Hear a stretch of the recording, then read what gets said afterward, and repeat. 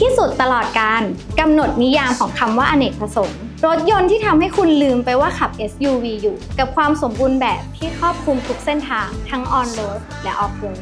Porsche Cayenne SE Hybrid Coupe พร้อมส่งมอบให้คุณเป็นเจ้าของเพียง 10 คันสุดท้ายในสต็อกก่อนปรับราคาและพิเศษสุดๆสำหรับเดือนนี้จองและรับรถภายในตุลาคมคุณจะได้แคมเปญพิเศษสุดๆแบบที่คุณคาดไม่ถึงเลยค่ะลูกค้าท่านไหนที่สนใจทดลองขับหรือชมรถจริงติดต่อพิงค์เซลล์ Porsche Consultant ได้ที่โชว์รูม Porsche Center บางนานะคะตามเบอร์โทรนี้เลยค่ะบ๊ายบาย